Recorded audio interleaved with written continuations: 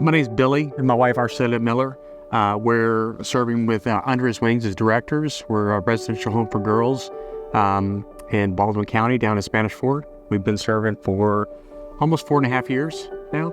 Under His Wings is a residential home for girls, and we help young ladies that are at risk from the ages of 13 through 16. We connect them to who they are in the eyes of Christ, and we equip them with life skills essential to wholeness. Dr. Lorena Hunt, she is an OB/GYN doctor in Fairhope, and she started to see a lot of girls come into her office that were dealing with trauma. Around 2013, she opened up the first Under His Wings. I started out as a volunteer, just as a tutor, and then 3 months later, they asked if we would be interested in being directors. That was not even on my radar. I talked to my husband, and we went to talk to our pastor because it was just it's a calling.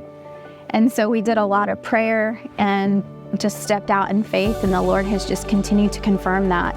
One of the first things I did was I looked up online because in my past, being in the military and also consultant, one of the things I knew is you go and find whoever is doing the best job and try to emulate that and learn from them.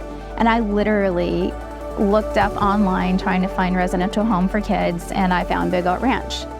And so I called them. I got in contact with Aaron, and they told us to come up. And I want to cry because it was such a stressful time in our life, and for God to answer through Big Oak like that was amazing. When 2020 hit, that was a really hard time for everybody. And I just remember starting to struggle a little bit with maybe just feeling despondent and down. And then Brody started to come up with these videos. He was talking about being strong and courageous. And that was one of the verses that God had given us when we first started. And so it was just an encouragement. It also helps us to even dream bigger, to have that support that we have. We've never done this before. So to be able to have someone we can call back to and say, how did you do this? It kind of reminds me of like when we were in the military. You've got this camaraderie, and we're soldiers for Christ, and we're in the front line.